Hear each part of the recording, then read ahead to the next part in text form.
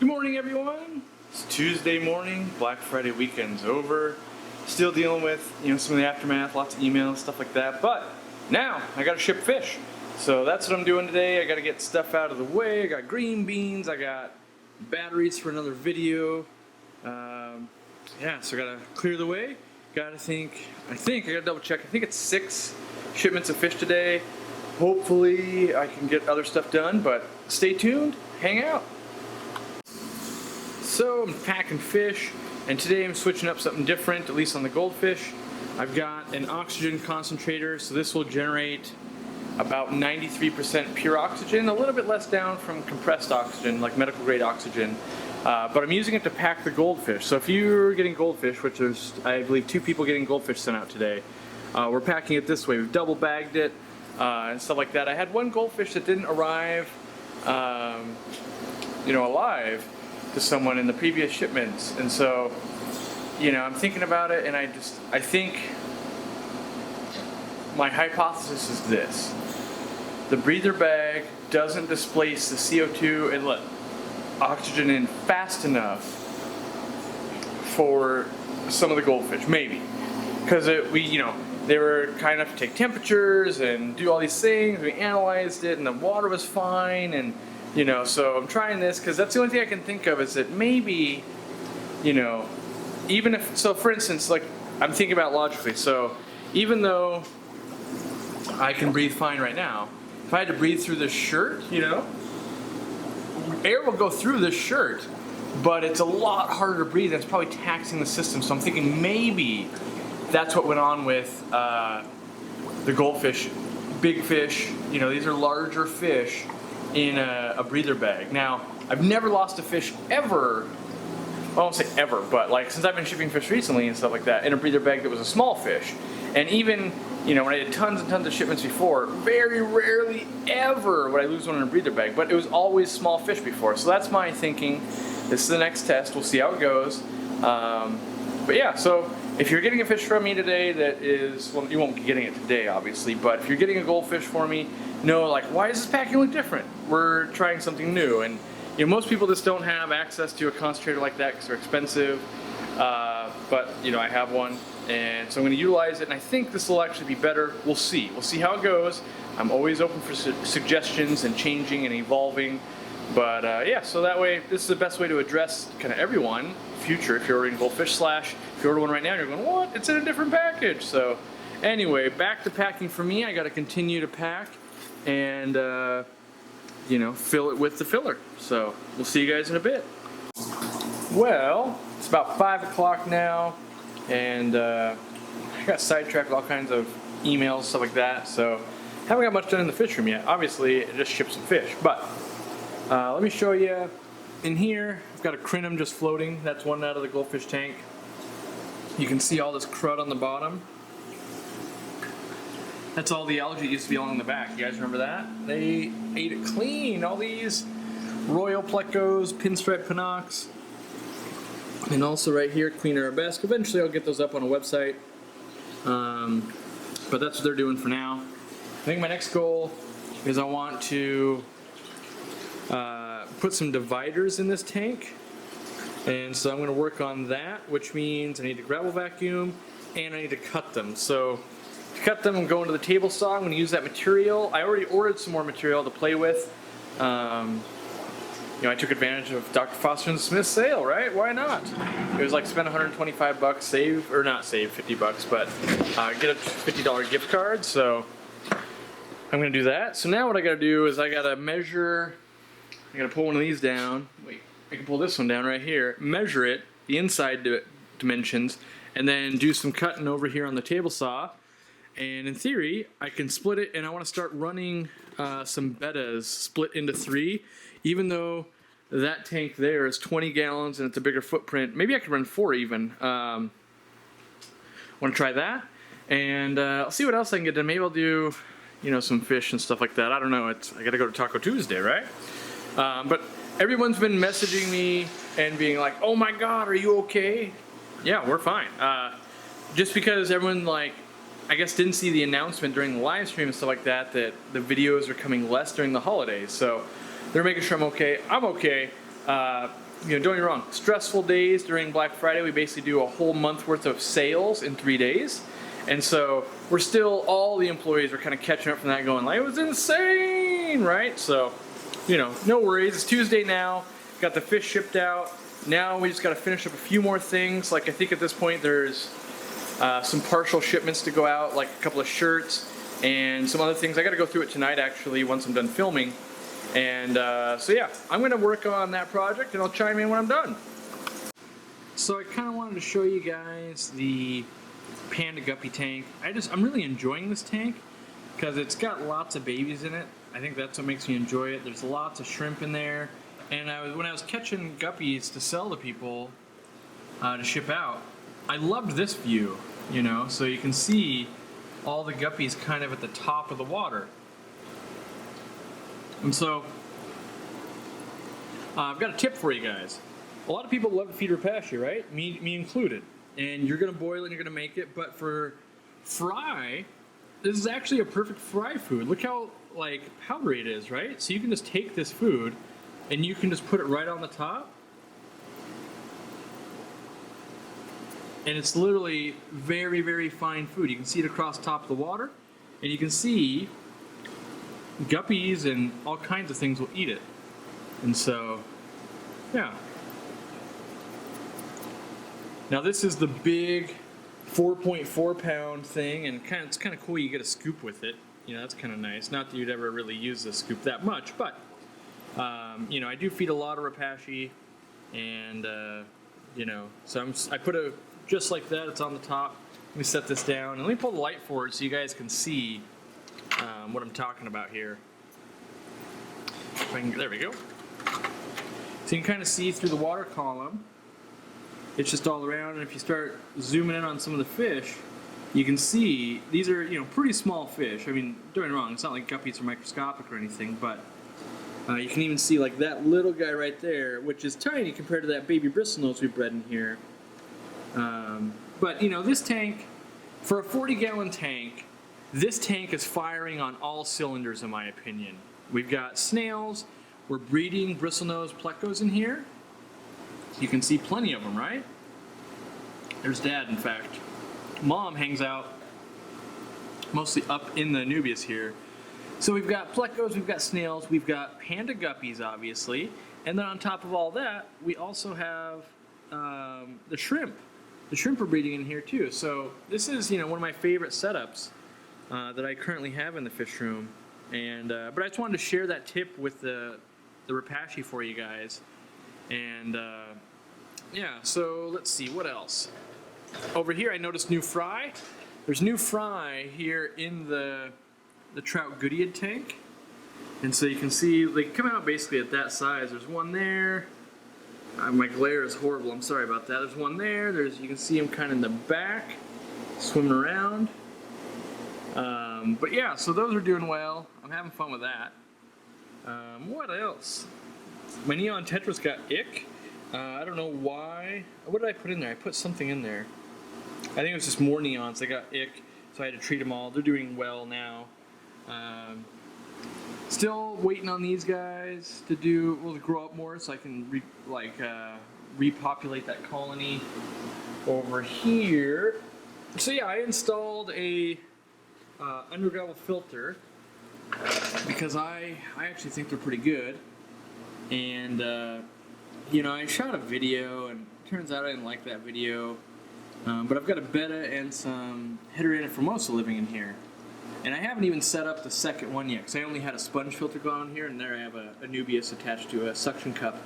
But what I'm gonna do, I think at the end of the video will be the rant. I think I filmed like a 20-minute rant on Undergravel filters and why I think they might be good and why I think they might not be good. So I'll put that at the end, and then you guys watch it and put your comments down below, because I know maybe I missed some stuff, but from analyzing it, I think I'm correct. But you know, I'm not trying to start a movement or anything like that. But I do think I'm going to play with some more Undergravel filters, which I know I'm insane. I get it. I'm the idiot. I got it.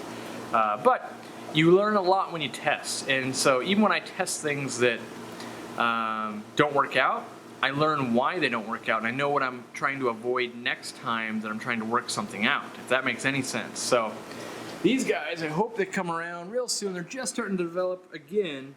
If you guys remember these from about a year ago or 8 months ago now, they're just starting to get their Dumbo ears back in. These were just the very few fry I had left. They're starting to color up. We've got a male there. We've got females. I can get this colony back and going and redeem myself, because I love that fish, love it. And I had it early, but I didn't give it the attention it deserved, and that's what I want to focus on. I want to focus on slowing everything down. That's what I'm trying to do. I'm trying to slow everything down because I'm giving 150% customer service, or at least we are attempting to do that. And I want to slow everything down so I can continue. I've been expanding very quickly, in my opinion. Might not seem like it, but it is, and that's what's holding me up from, why haven't you shot 60 betta videos? Why have you done this? Why aren't those plecos for sale yet? I'm just trying to put the brakes on everything, and we're trying to switch the point of sale system over at the store. We're trying to switch the shipping system. So we're going to a very sophisticated system that will be using iPads, scanners, double check systems when we ship out. All the inventory will be real time, including with our retail store. There's lots of stuff that we can do there. It's essentially like the goal is to get as close to Amazon as we can, right? Because Amazon's got a pretty good system. So some of the features that we'll be offering, in theory, are we send you an email when we pack the order, and then also the system is going to send you an email when it detects that your order is out for delivery. So if you're just bumbling around at work, updates you, shoots you an email and goes, hey, your delivery or your package is out for delivery right now. Some integrations that can help. And you would think that that's not that big of a deal, but anyone that deals in this kind of stuff realizes the infrastructure it takes to start building some of this is a lot. And it really not stressed the system, but cemented the fact that we need to make that leap. When we had to ship hundreds of orders over the weekend, we're like, wow, this would be a lot better if we could streamline this more. And I know you can streamline it, just costs lots of money, so I'm investing that money to do it. And then we got to train employees, we got to move a system over. There's always growing pains with stuff like that. So yeah, we're working on it. That's all I can say. Slowing stuff down, slow and steady, as opposed to too fast and burning out or something. So, and I have family in town. It's 5 o'clock. I had to do some family stuff. All that kind of stuff had to happen today too. So, still trying to run. Realize this: it's the busiest time of the year for aquatics. It's also holidays, and I got family in town, and I'm trying to expand at the same time. Like, that's a recipe for disaster. So that's why I've backed it off a little bit. Wednesdays, Fridays, Sundays most times, and then the live stream. Like, that's still enough. Let's be real. That's still a decent amount of content. So let me go cut up some matala mat, and see what I can make happen over there, because I'm tired of ranting and I want to be playing with stuff. All right, so here's where we're at. I've got some dividers installed. It's really murky because I had to move all the gravel, which in theory, I've done this before I put gravel in. It'd be way easier. I wanted to move gravel and do stuff like that, but so I've got 3 chambers. They're not equal by any means. I'm not that worried about that. I'm kind of testing, how are they going to do? What I am worried about a little bit is how still the water is, but that's fine because they're bettas. But I've got a good tip, I think. I think the tip is basically if I put an air stone underneath this, air will rise up and create currents, and I think that could be super duper awesome. So I'm going to try and install that. I'm going to use a Never Clog air stone underneath it and see if I can turn this whole thing kind of into a sponge filter. Because I was thinking I would have to drill kind of down into the top here and put a little lift tube or something, and someone made a comment, and I don't know if they exactly said this, but they were like, water's going to flow by it. And so I was thinking, wow, what if I just put an air stone underneath it? And I think they might have said something to that effect too. So if it was you, I apologize. I'm not stealing your idea, but it at least made me think of that, and I think it might work. So I'm going to try working on that now. Got the Never Clog sitting right here, and I'll see if it works or if it's like a colossal disaster. Like maybe it doesn't go up like I want it to. So we'll see. All right, so here's what I got. Now I realize this is horribly ugly, but I wanted it towards the front so I could see it, which I think if I was going to actually install this, I'd have it at the back, right? but I've got the water really the air really cranked up. And we definitely have, I don't know if it's coming out on camera, but you can see the bubbles rising up through it. Now I've got it turned all the way up, but I think I could calibrate it so that like no bubbles would essentially come out the sides almost. But it's almost kind of cool anyway. And on this side. And so, in theory, this might stay super clean. I have no idea, but we've got a little bit of surface agitation, but I feel like to properly test, I need to build like test it versus something. So that's a project for another day. Make a standpipe and then make it kick over. And I don't know if I have the supplies / might be Taco Tuesday time at the moment. I'm not sure. So, but I'm going to run this for a little bit and see how it goes. You can see. I don't know if you guys can see, but I can see how this gunk that's in the water is flowing. It is creating a flow pattern, which is kind of nice. So we'll see how that goes. So over here I've got that plant that was in here. And, so I'm going to add a couple more bettas to this. And we'll see, make sure they don't jump over and things like that. And just test this rough design. And that's the thing, is this is a super rough draft. Think of this as just, let's just see what happens. Oh, that was bad, this is good. Before I cut up a bunch of these and make it and try it, like I can already think, ooh, I want to make sure I don't run any duckweed in this system because there's no way that's going to just cover this whole top thing. So, yeah, there's always more to do. But, all right, so I think am I cutting this episode down? Am I cutting it done? I'm trying to think if I got anything else I can do in a hurry today. I don't think so. I want to get more bettas in there, stuff like that. So, thanks for hanging out, guys. Watch the rant after this about Undergravel filters. So I'm thinking about including an Undergravel filter. That was my first thought is, what if I had an Undergravel filter plate all the way across the bottom of this thing? And that was pulling water and stuff like that through the entire even bottom. Because I don't want any more, I want the easiest catching I can. So I can basically put a net in here, go boom, caught it, done. And then, I put plants like, let's say crypts or something along the bottom here. And they would be an Undergravel filter plate, so I'm testing that. But that's why I'm doing the rant, is I think it's going to work amazing. And yeah, so I'm going to get my taco on. Hopefully you guys get your taco on. And I'll see you, not tomorrow. I usually say tomorrow, but it won't be tomorrow anymore. If you're watching this, I will see you Friday. Today, controversial subject, or at least on the internet. I want to talk about Undergravel filters. Now, all I can say is I've used them now reliably. So I've used them twice in my hobby, my career, whatever you want to call it. And once was testing a long time ago, and it did okay for me. I had a beautiful plant tank. Recently was about the last 2 years. I had them in about 10 tanks in the store. And we were catching so much heat from customers and stuff like that for using Undergravel filters, we uninstalled most of them. I still left one in there, and the one that I left in houses our zebra plecos. And because I still wanted to do a long-term experiment with normal maintenance. We didn't treat it any different. My employees didn't treat it any different, so we just gravel backed it the same amount. We gravel back another tank, stuff like that.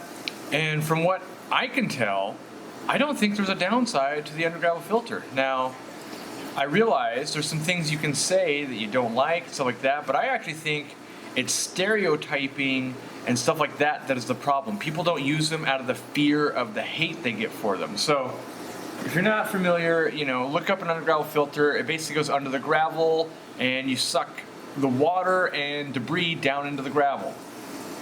Okay? Now, what does this do?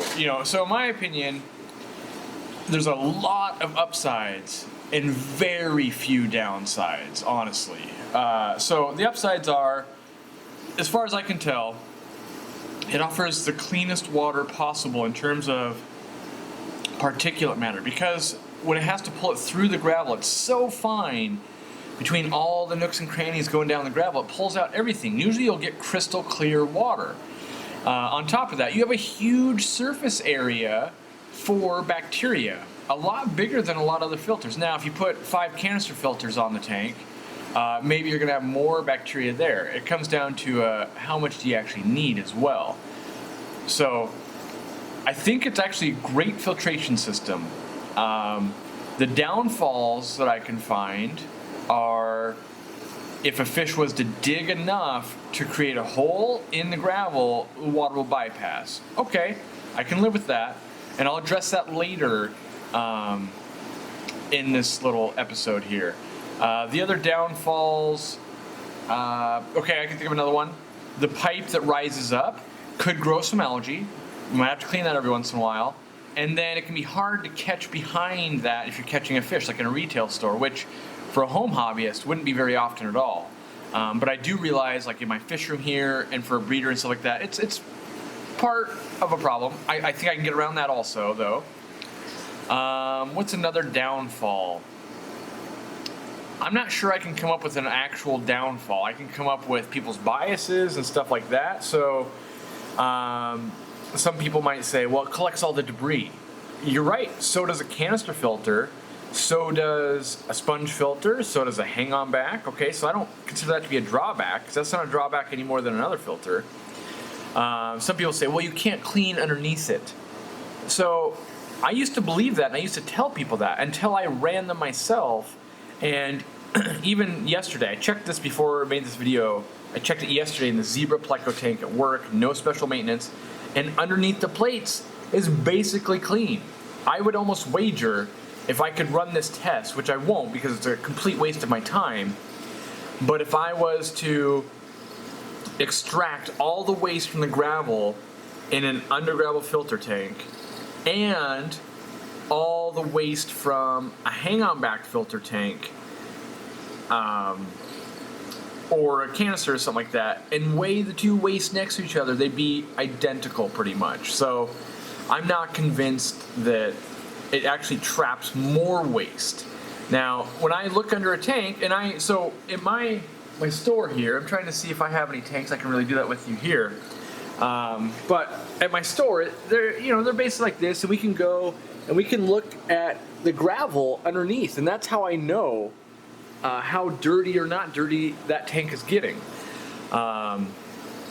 So I'm willing to set that aside because I can't replicate it being worse than any other tank. When I gravel vac it, the waste comes up through it.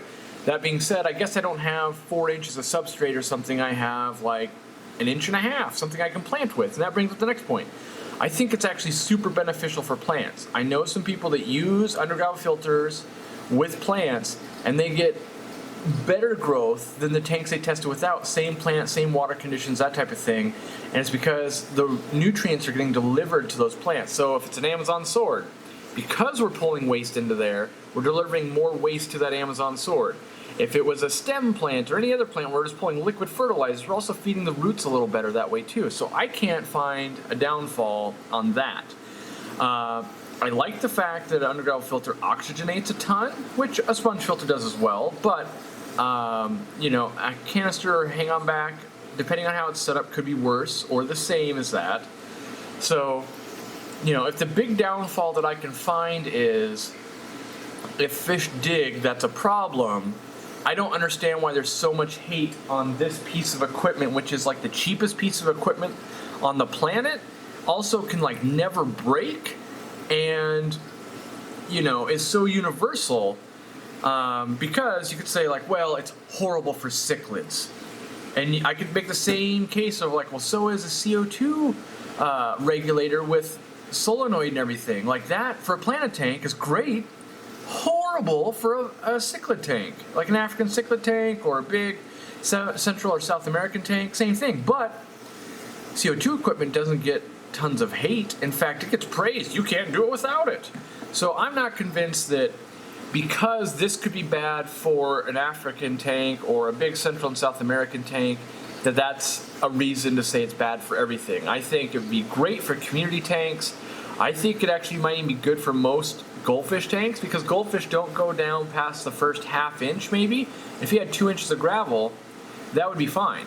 I'm trying to think of other things. Basically just big diggers would be the detriment. That being said, most people don't keep those fish. Now, I realize everyone's saying, well, everyone in my town keeps African cichlids or whatever it is. Great, your little locale may have that problem, but the majority of the planet keeps community fish tanks. That's why they're all over the place, that type of thing. I could also see maybe an argument that undergravel filters would not be adequate for 180, 240, 300 gallon tanks. That being said, I'm not sure that's actually a viable thing either. I think people's bias will come into it and people will say, well, I don't think it is, but I don't think enough people are testing to know. So for instance, on my 300 gallon tank with my Bamboo puffer, I feel that if I put enough undergravel filter plates in there or made my own and did the water change schedule that I still did, it would be every bit as good. That being said, I'm not going to try it because it's more work to put in all those undergravel filter plates than it is just to run the sump and canister filter I have. So I'm not saying undergravel filter plate is better than everything else out there. I just think it's a dang good, viable option for most people. But everyone gets hated on, so they get rid of it. Like if you show your tank and it has an undergravel filter and it doesn't look like it was scaped by a mono himself, you're going to catch so much hate of, oh, well, you should change that out right away. Everything's going to die. And that's not true. What I think does happen a lot, and this is all me guessing, just like everyone else is guessing about undergravel filters, most people haven't used one. That's the other thing is, most people that will say you can't have this have actually never used one. And for sure haven't used one long enough to know, oh yeah, well after 2 years it's a problem. You know, I tend to do those tests. I tested Mattenberg filters, which I don't really like because after 2 years they are a problem. And I'm not convinced that a Matten filter is the best thing ever created and an undergravel filter is the worst thing ever created. I actually find them to be very, very similar. And me personally, if I was forced to use one or the other, I would use an undergravel filter every time. Cheaper and I think better, takes up less real estate in the aquarium. But back to the hate, you know, that's, I think the biggest obstacle is people get hated on so much. And it's from people that really haven't even used it. So I think I'm going to work it into some of my aquariums. Now, I'm not going to sit here and tell you I'm going to convert the whole fish room, and I think it's better, and you should as well. I like to lead with action, so I want to set up some more tanks. I want to use it, see what I do and don't like, and make an educated decision on, is this what I like doing? As you can see in the fish room, most are sponge filters, but I know the tank runs clearer with an undergravel, and so I want to test that out a bit. I also want to plant them. So I'm going to run all these tests. You guys can come along for the ride, but I encourage you guys, give me the reasons why they're not good. And they have to be founded, right? They have to be founded, not just, well, they're not. Like, that's not an answer. Like, I want the actual, you know, because like, let's say I believed you that they trapped more waste, which I don't. But if I did believe you, I need to actually know that waste is actually bad. So I'm not convinced of that either. And that's a whole nother ranty topic, is that mulm in itself is not bad. So when I look into a river and there's a ton of mulm on the bottom and the water tests out amazing, that proves to me the mulm's not the problem, it's the amount of export of nutrients. So in my aquariums, I could have a layer of mulm this thick, and if I change 80% of the water every day, the water parameter is still amazing. So the mulm is not the problem. In fact, mulm, in my experience, has helped me raise many fish and shrimp and things like that. So, you know, if you're gonna come up with a good argument against the undergravel filter, let's hear the good argument. And I'm not saying there's one that doesn't exist. I'm just saying I haven't found it yet. And so whenever I've met the You Can't Do That crew, I've never found here's why. And I feel like what happens is most people that have an undergravel filter that are posting on the internet, so those are two qualifications, because there's a lot of people that use undergravel filters that don't post on the internet because they don't want to catch the hate, and yet their aquarium's been running great for 20 years. But the people, let's say they're new to the hobby, and they put their undergravel filter in, and they post on a Facebook group or something like that, and they say, I'm having problems, my fish are sick. And it turns out they're not doing regular maintenance on their aquarium. That's the problem. It's not actually that they have an undergravel filter, even though everyone focuses on that, trapping too much waste, blah, blah, blah. They're not focusing on the fact that they haven't gravel vac their aquarium in 2 years or whatever it is. They're focusing on the undergravel filter is the problem. The reality is the servicing of the tank is the problem. And I think most people associate higher tech equipment with taking better care versus lesser tech equipment and worse. And we do that in a lot of things in life. Let's be honest here. If I drive a 1989 Toyota Corolla, people will look at me and think I'm doing worse off in life and that I don't care about my vehicle and stuff like that, right? Whereas if I'm driving a Lamborghini, they automatically assume I'm doing well in life, I really know how to drive a car, all these things that have no bearing on whether they're true or not. Whether I drive, a Lamborghini today or that 1989 Corolla, neither of which I own, by the way. I would actually rather probably own the Corolla because it's probably better gas mileage and everything. But has no bearing on how good of a driver I am or how safe I'm going to be. On one hand, you could say, well, there's probably better safety options in the newer Lamborghini. Maybe. The other side is you could say, maybe I drive a lot faster because it's a Lamborghini. 1989 Corolla didn't have a lot of technology, but they actually used steel and stuff back then. So it's like, well, so I wouldn't say an older car is just strictly worse. In fact, there's a lot of people that would say by the fact that you're driving an older car, you're saving the planet, you're saving a ton of money, you're actually ahead in life. And that's kind of how I feel with the Undergravel filter. I feel like we're stereotyping it into, oh, you're using an Undergravel filter, you must be dumb, you must be new to the hobby, you must be a bad fish keeper, all these things, instead of, oh, maybe this system is awesome. If we had some industry leaders, let's say aquascapers of the world, big breeders and things like that using Undergravel filters, over time, over a course of probably 5 years, that tune would change to, oh no, they're fine.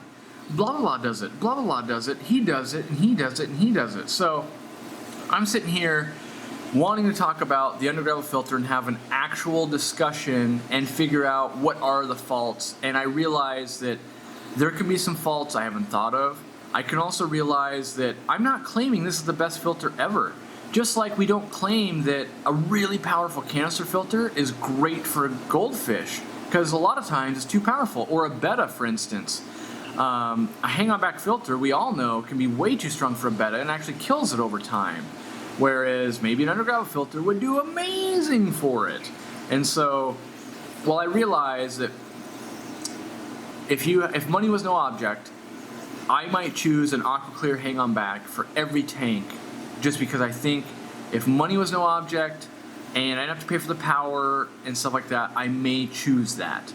That being said, I do have to factor in money. I do have to factor in electricity. I do have to factor in all these things just like everyone else does. So I think that the Undergravel filter might be a great alternative for especially some types of fish. I think it could be great for planted tanks.